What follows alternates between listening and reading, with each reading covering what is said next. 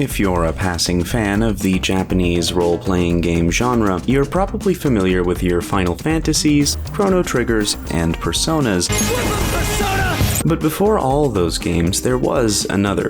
That's right, we're talking Dragon Quest. The original turn-based, legally distinct from D&D, Akira Toriyama character-designy JRPG. Specifically, today we're talking about the 11th entry in the series, named, funnily enough, Dragon Quest XI. Spoiler alert for DQ11 before we get going. Okay, now that all the warnings have been given, we can admit that it took a little while to come up with an angle on how to approach Dragon Quest XI as a video. But it eventually hit us like a kazap from the blue.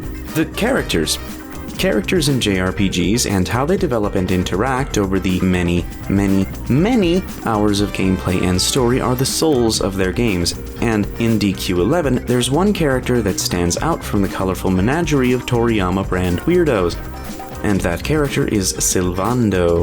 Oh no you don't, honey! Not unless you want to carry those clothes home in a bag. This mysterious minstrel's battle prowess, colorful personality, overall genuineness, and Zsa Zsa Gabor-esque way of talking won our hearts. Ciao for now, Jasper darling! It's simple, darling. However, there was some initial discomfort with Sylvando as a character, and not just on our end either. Here we come! We stumbled onto this Reddit post by user Genkanar, and he summed it up nicely. Being a gay man myself, I'm a little bothered by how they forcefully portray every single possible stereotype with Sylvando. I understand it's supposed to be typical dragon warrior/quest humor, and I've been playing the franchise for over a decade now, but it's again gonna confirm and empower this image homophobes have of us.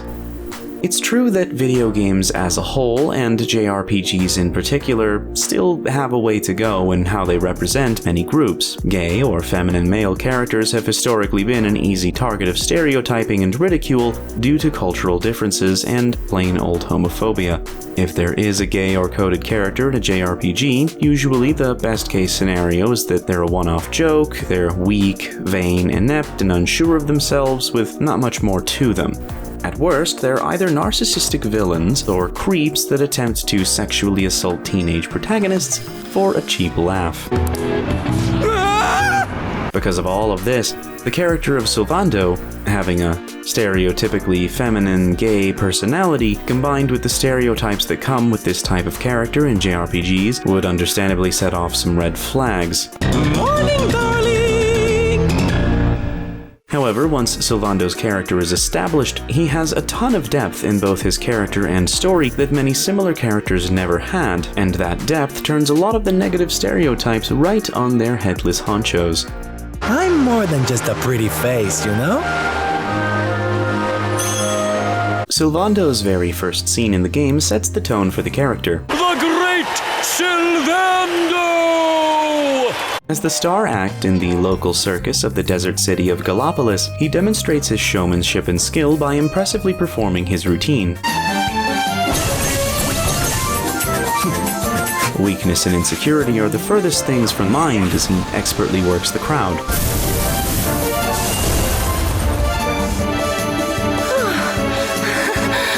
There is no need to be afraid! The great Sylvando will never endanger his adoring audience. As the Gallipolis storyline progresses, Sylvando reveals an intelligence that he hides behind his flamboyant showman personality, catching on to the fact that our hero and his friends are performing various deeds in place of the incompetent and spoiled prince, in exchange for a royal MacGuffin. Oh, this is too good! In an attempt to spur the prince into living more honestly, Sylvando orchestrates a situation where the prince must remember his oaths and protect his people from a monster he claims to have captured alone.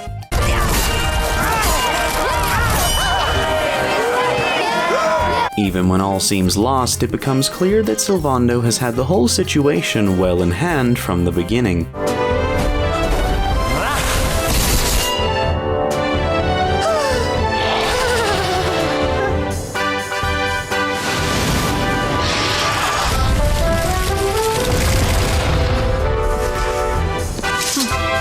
This scene even foreshadows Sylvando's own backstory when he recites the knight's pledge to motivate the prince, a kind of honor code that guides the knights of the land of Verdrea, something generally known to those whose goal is to use their strength to defend the weak.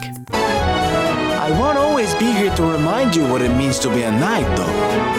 Better not go forgetting again, huh? Sylvando then joins the hero's party, claiming that he can't continue to make people smile if the world is in danger. But how can I do that if this dark one of yours is going to be out there making people's lives awful? Although sometimes condescending and something of a smartass, Oh, don't all squeal at once now! Sylvando proves his resourcefulness, capabilities, and selflessness time and time again throughout the adventure. Alright, this is gonna seem crazy, but just trust me, okay? Geronimo! He makes available to the party his own personal sailing vessel that he bought with money he earned as a performer, giving the hero and friends a way to explore the world's oceans and continue their quest. He even pilots the vessel himself. Oh, we've got the wind in our sails, darling. Sylvando is also an extremely useful battle companion, filling the role that a bard class would in other RPGs. He boosts his allies' stats, heals them, and piles mountains of status effects on enemies while removing them from his own team. All with a dramatic and goofy signature flair. Sylvando is also one of the first characters you recruit that have the ability to use more than 2 weapon types, making him extremely versatile against either mobs of enemies or the singular bosses. Later on in the story, the party is defeated and scattered, and almost every party member gets their own individual subchapter. Sylvando starts this segment off. I'm alive. But how? We see his positive attitude falter as he comes to terms with the loss and the destruction around him. This is worse than death. To wake up and find everybody gone, and the world consumed by darkness. I'm sorry, David, but I can't do this. But with help from his friend, Sylv resolves to keep the world happy and positive by forming a group of traveling performers with the people he inspires with his kindness. You have to let us help people! Both to defend the innocent and keep joy and hope alive, while he waits to again cross paths with his friends. We'll meet again soon. I just know it. And until then, I'll be doing my best to make the world a better place. So, does any of this sound like a self-centered, weak, cheap laugh of a character? Yeah, I don't think so either.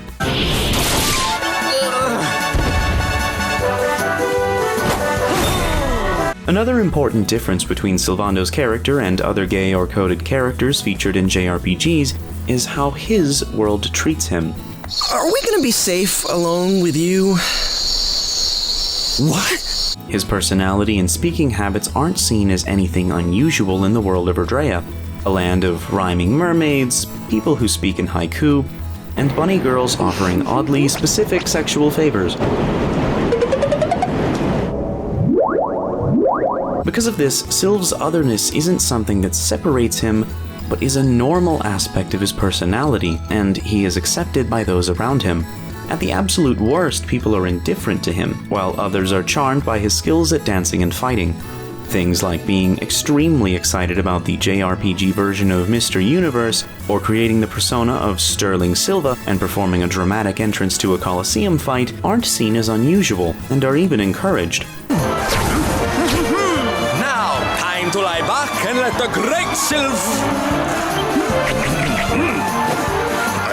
the magnificent Sterling Silva show you which of us is the better once and for all. Even more stoic characters like the socially awkward Hendrik or the silent main hero go along with it when Sylvando recruits them into his parade of performers when they meet up again after their big defeat. This accepting aspect of the world is especially highlighted when Sylvando reconciles with his father, Don Rodrigo, a respected knight and swordmaster. The first time you arrive at his hometown of Puerto Valor, Sylvando abruptly refuses to enter. Okay. came over him all of a sudden? Due to the break with his father over his dream of becoming a performer instead of a knight. A few plates got smashed the night I broke the news to him, let me tell you. The second time the hero and company visit the town, Sylvando enters voluntarily, deciding to face his father so he can leave his followers safely with Rodrigo, while Sylvando rejoins the quest to save the world. Well, at least I came back with a bang. Sylv freely admits that Rodrigo is the only thing that terrifies him, which is impressive given the kinds of monsters you've both faced by this point in the game. Here I am, happy to go put my neck on the line in the fight against the Lord of Shadows. And yet the thought of facing Papi makes me want to run away screaming. Instead of doing the usual thing most media would do with this kind of situation, like making the fight between father and son based on a battle between definitions of masculinity, Sylv is simply afraid that his father is still angry over his career choice. Hi, Papi! Caramba! Norberto, you dare to show your face in my presence! However, Don Rodrigo is more irritated with Sylvando's lack of a fulfilled promise to make the entire world smile.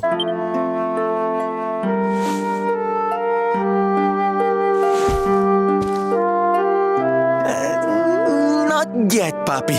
Then why are you here, Why did you come back if you have not yet done as you promised? If I were younger, I would put you over my knee. What kind of a knight makes an oath and does not fulfill it? Wait. Papi, did you say knight? You still think of me as one? You have no idea how... Oh, thank you, Papi. Thank you. It's clear that the two still care for each other, and Rodrigo even understands why Sylvando can't fulfill his promise at the moment. The Lord of Shadows. See? Since the apocalypse can really ruin a person's mood.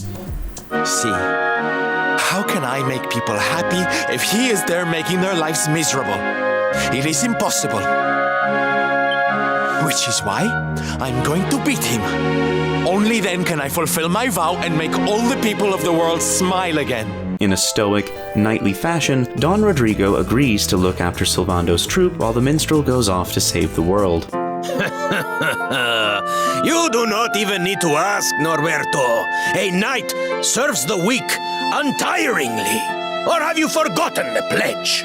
After initially pretending to be grumpy with the whole ordeal, Rodrigo breaks the stereotype of masculinity himself by donning a performer's costume and learning a full dance routine in order to perform it for his son.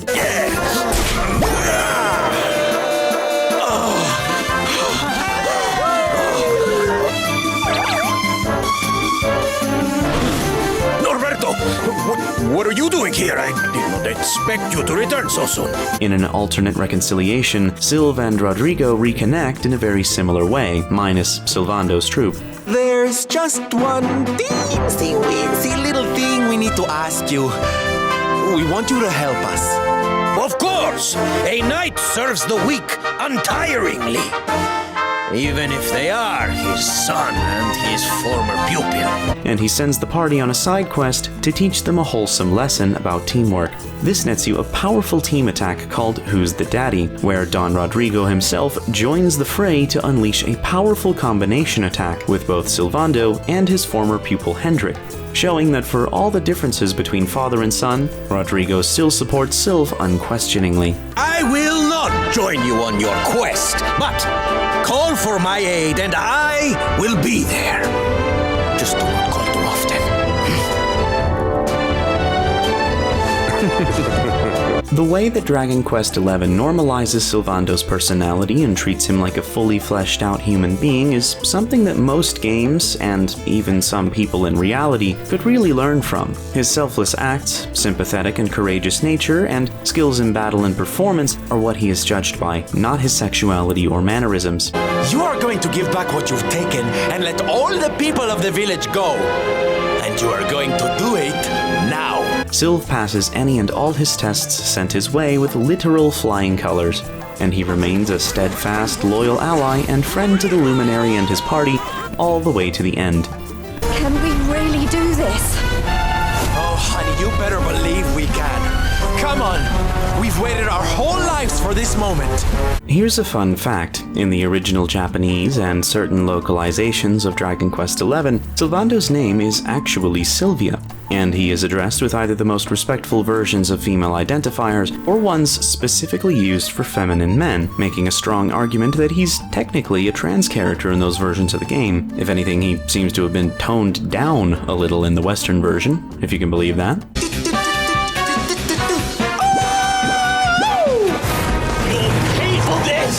So, where does all this leave us? Well, in the Reddit post on Sylvando we mentioned earlier, we found a response that really resonated with us, planting the seeds in our minds for this video. From user MistSong1412. As a fellow gay man, I was a little bothered by Sylvando at first. However, I think a big thing in our community right now is that being femme is a less acceptable form of gay, and if you're loud and campy, that you don't amount to anything more than that. I think the beauty of Sylv is that his actions and his battle prowess elevate him beyond just being a comic relief trope. Plus, as far as I've gone with the game, love interests aren't like a very bigged up thing for the main party, so if Sylv was gay and didn't have an element of campiness to him, would we even know? I think the fact that this Dragon Quest included an obviously gay character and said, look, this guy is a badass, rather than an NPC who turns up in a puff puff is actually a huge step in the right direction for our representation in JRPGs. It is true that sexuality of any kind is rarely explored in JRPGs, and if it is, it's usually done so in the most superficial of ways. As Mistsong points out, any of the characters in DQ11 could be queer and it wouldn't matter much overall. It could be queer, she could be, even him.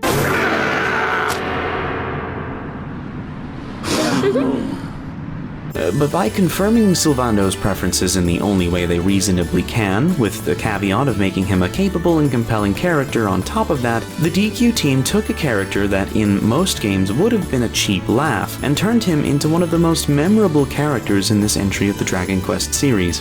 And in a game that's full of distinctive and colorful characters, that's no mean feat. You should be ashamed of yourself, going out in the first round. Sylvando isn't perfect by any means, and if you're still uncomfortable with his portrayal, it's totally understandable. And thanks for sticking around this far into the video if that's the case. But whether you like him or not, it's tough to deny that Sylv's inclusion as a central character in a series as influential as Dragon Quest is an important step for representation in video games, especially in a genre that hasn't been especially kind to his demographic over the years.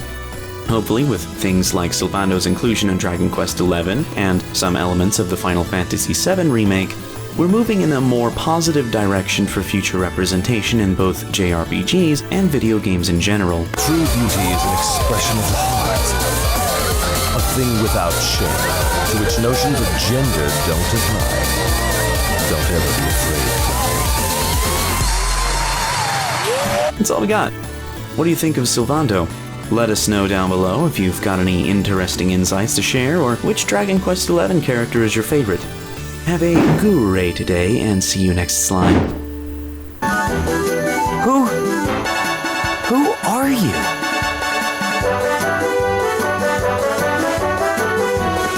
Me? Oh, nobody. Just someone who likes to see people smile.